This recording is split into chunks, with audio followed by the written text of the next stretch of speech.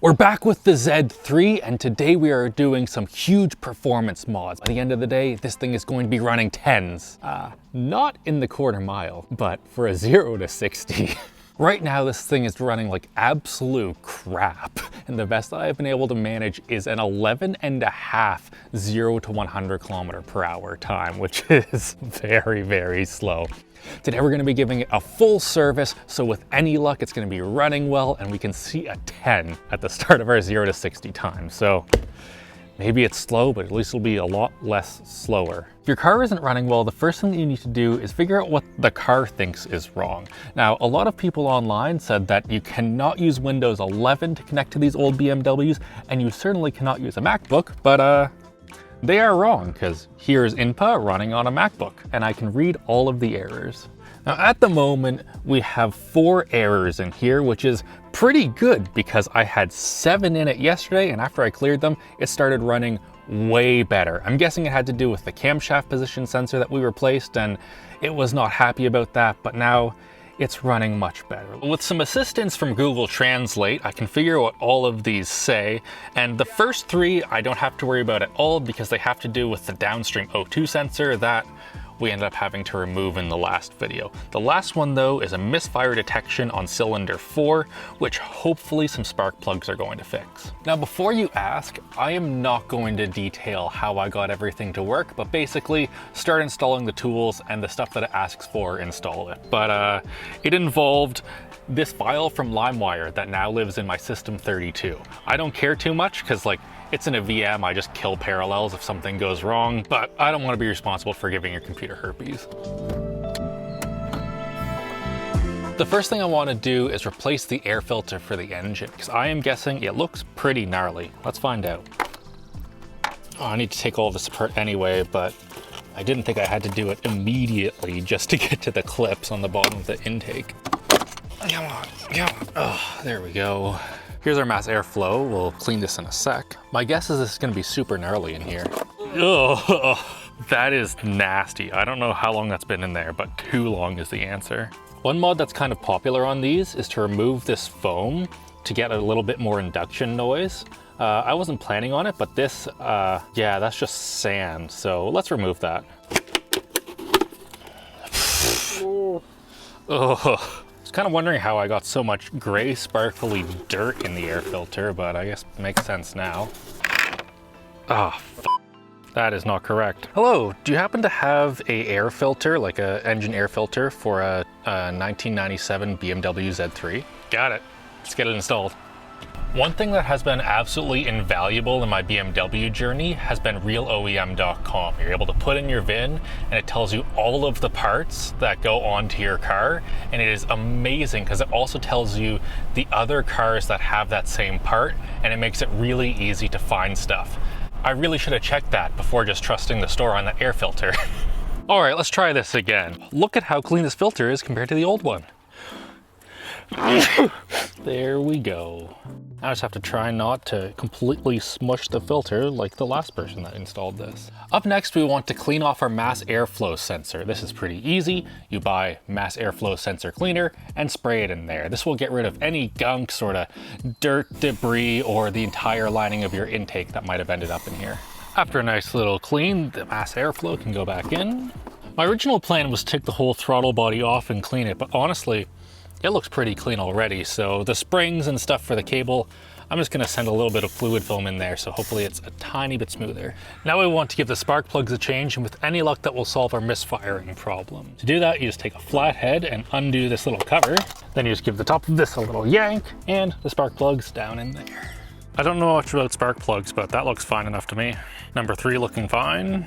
This is the one I'm actually interested in though. Cylinder number 4 has been having misfiring problems, and with any luck, it's because of the spark plug, or something else. Okay, that looks pretty much the same as the other ones. To replace them, we've got some NGKR Laser Platinum. These are actually exactly what just came out of it, which is a good sign, I think. Same thing but newer, and they come pre-gapped, so I don't need to worry about that. I don't know much about spark plugs, so I want to consult an expert. Winston, is this one gonna be better? I think that's a yes. By the way, if you're doing this, you'll want to get a spark plug socket. It basically just has a little rubber bit on the inside that grabs onto the top. These will get torqued down to 25 Newton meters. All right, and the spark plugs are changed. By the way, it's really important to put these back on the correct way. Like this one right here says number 4, so it goes in the 4th spot. If you get that wrong, your car will not run. With the stuff at the top of the engine put back together, it's time for some fluids. Let's see if it sounds any better with the spark plugs. I have my doubts, but I don't know, let's see.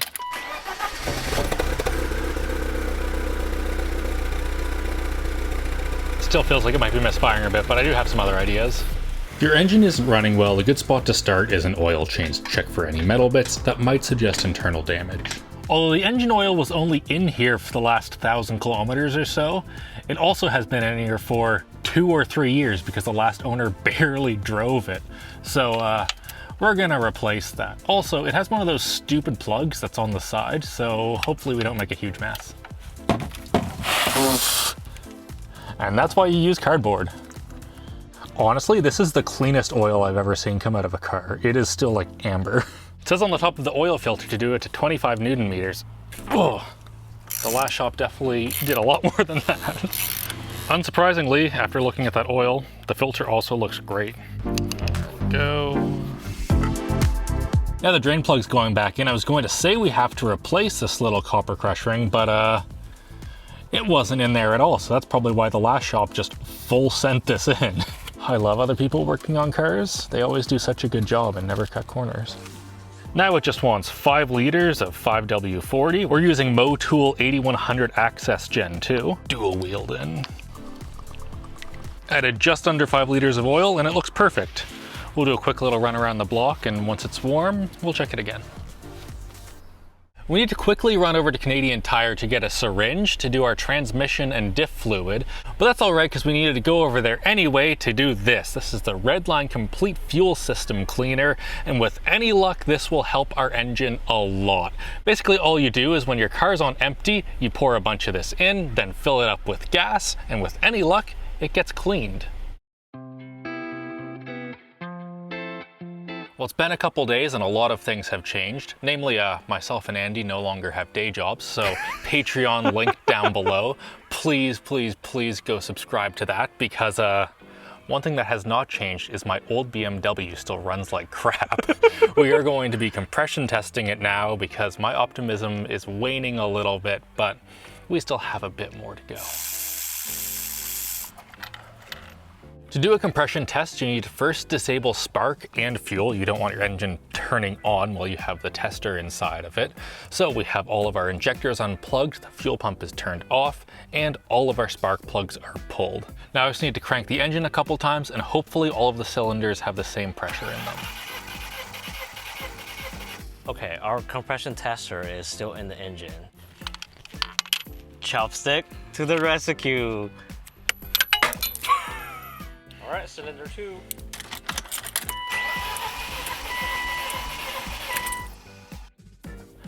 First 3 cylinders are good, but what about problem child number 4? Moment of truth. It's 120. The other ones were all at 160, which means that's our problem. We should have done this way earlier in the process, but we thought it was fine, and also just didn't own a compression tester.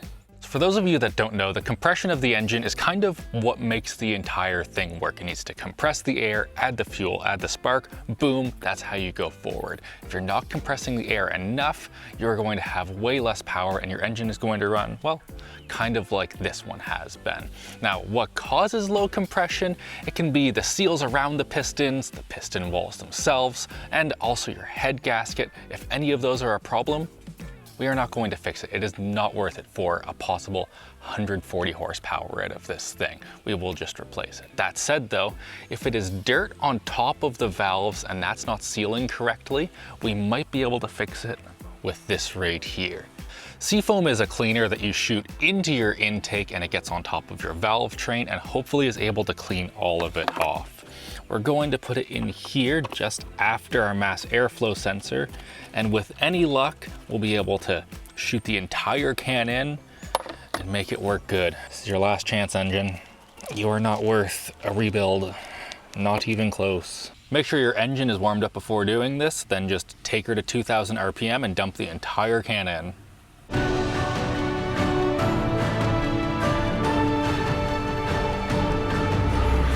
There's a lot of smoke coming out of the back, but this is the best she's ever felt. Power! And smoke! That's so much smoke! Let's see if the compression is all good. Hey, 150! 150? Yeah! Oh! We fixed it! I cannot believe it, Seafoam, I love you so much. I always thought that cleaning products like that were a scam, but man, we have an engine that works. She's ready for track duty. Poor thing. Now we can resume our planned maintenance with the transmission and differential oil. Both of these are the sort of thing where, in particular with a manual car, you will feel a difference when you change these fluids. Your shifts will be crisper and faster, and also just your transmission and diff will last a bunch longer. For both the transmission and the differential, the process is the same. There's a drain port on the bottom, so you drain out of that, and then above that there's a fill port, and you just put oil in there until it starts to come out.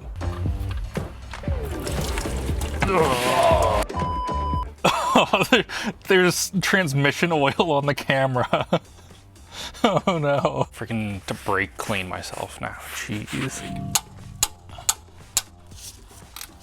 Whoever worked on this last reinstalled every bolt with a freaking breaker bar, I swear. Transmissions getting some Redline D4 ATF for automatic and manual transmissions.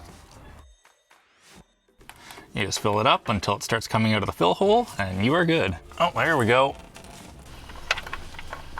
And that's the transmission serviced. After the transmission glugged and spewed fluid everywhere, I would strongly recommend undoing your fill port first and then undoing your drain port so that air can get in and it doesn't go. If you're playing along at home, this is a 14mm hex bit, although some of them might have 17s. It really seems like a lot of fluid to be coming out of the fill port.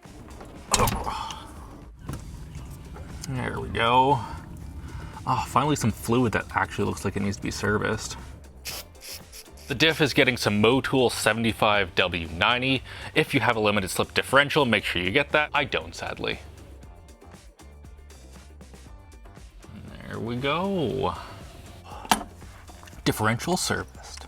Next, we're going to replace the fuel filter. Should we have done this before running half a tank of fuel system cleaner through it? Yes, but sometimes your priorities change when you find out your cylinder 4 has low compression. So first thing we want to do is pull fuses 13 and 18 as dictated by this little diagram. And now we crank the car for a bit until it's fully dead to get any fuel out of the system. Come on.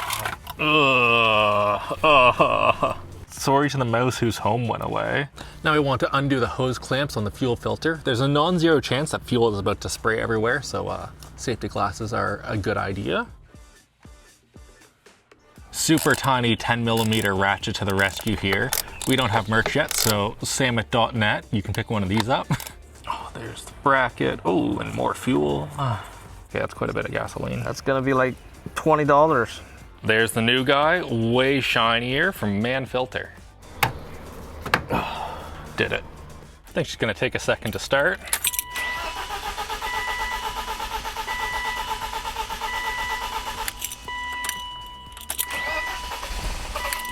Come on.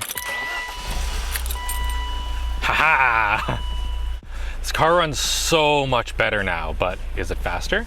Reset draggy. First gear. Come on! Do it! Transmission feels so much better! Oh, please, please, please, please! That is the fastest this thing has ever felt. By a mile. I have never spun the rear wheels before, and we got a tiny bit there in first. All right, let's pull over and see how that did. Oh my God! Look at that, shaved an entire second off of the 0 to 60. Maintenance, frickin' do it. Also, we've learned if you're buying crappy old cars, absolutely do a compression test. It is 100% worth it, and I am so mad that I didn't earlier, because I probably could have got another like $500,000 off of this thing if I knew that before. Just like you guys should really go and help us out. We have a Patreon down below, and also huge thanks for watching. Hit like, get subscribed, and have a good old day. See you later. How was it? 10 and a half seconds. Hell yeah, that's 10% better. Yeah. Man, no one's ever been this pleased about a 10 and a half second 0 to 60 before.